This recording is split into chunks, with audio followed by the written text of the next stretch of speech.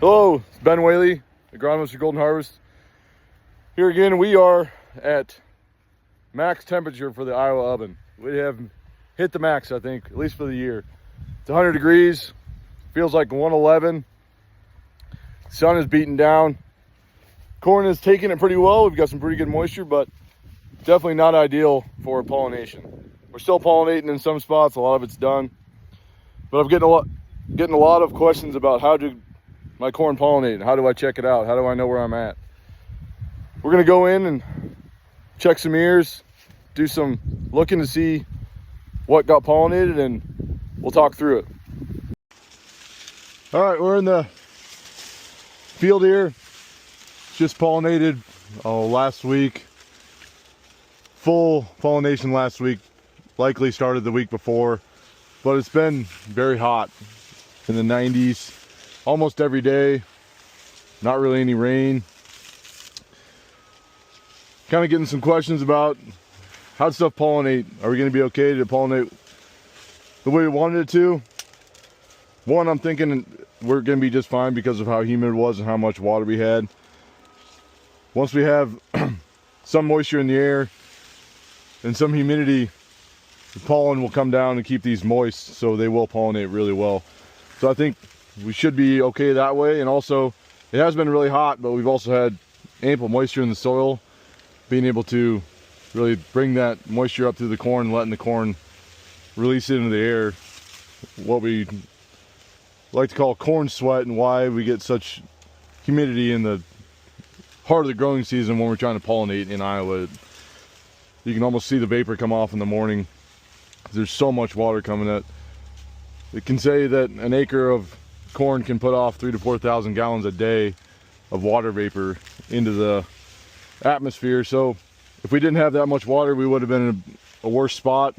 Probably would have had some curled up leaves, smoths would have closed. We would have seen a lot more stress than we are seeing right now. So we can thank those storms being able to really put the water in the tank and the soil profile and being able to bring it out right now. We still got some really good corn.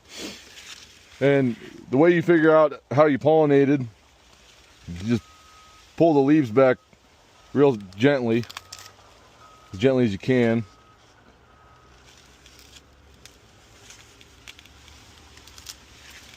You kind of shake it a little bit.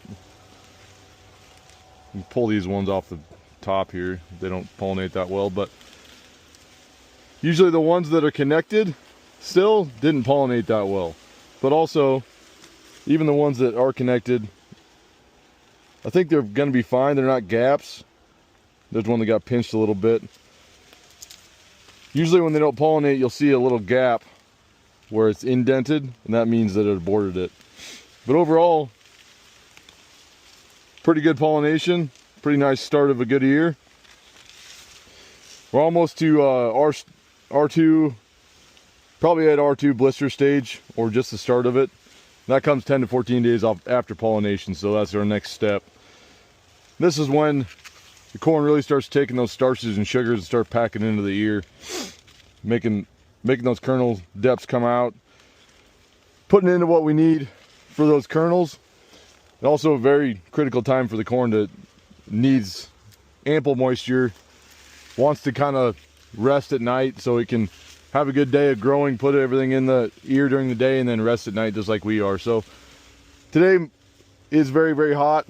Last night was 73 degrees, which every time we get over 70, I think that's pretty detrimental to our crop. But we've had 3 or 4 in the last probably week of 70-degree nights. But as we move forward, it's supposed to get really nice. So that should really help the corn kind of calm down a little bit.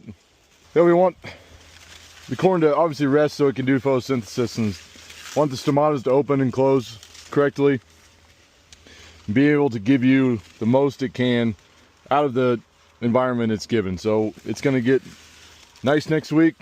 We got hopefully some rain chances coming, be able to really pack the sugars in there as well. Here's an ear that has a couple that didn't get pollinated here. You can see that they're sunk in, aborted. Your silks are still hanging down. It means there's no pollen that got to that kernel and just aborted it. Easy way to figure it out.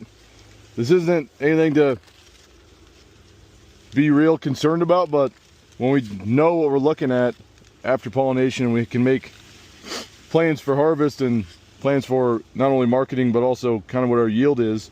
This can make a somewhat of a difference, and it will add up over time. Just something to look at when you're looking in your fields this time of year and seeing how it pollinated. It's never bad to go in and see kind of what you've got going and how you think it's going to yield moving forward. You know, we start with hopefully full kernel set.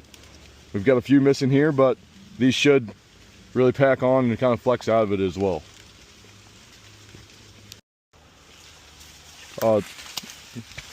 This is an earlier maturing hybrid. This is 107 day. We're almost to dough on this one. So if you look at how it pollinated, you can see those gaps right here. Those are the ones that are aborted. They probably won't make it. They'll be kicked out there as well.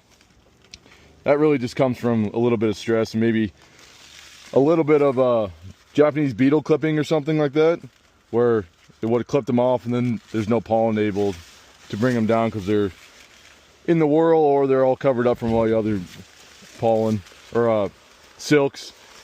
So there's a lot of different things that can happen, but I haven't seen much of that. Even with the hot weather, pollen does flow quite a bit in the morning before it gets really hot, so it's able to get that full pollen dump before the high heat of the day and when the corn eventually starts to shut down for the day because it's too hot.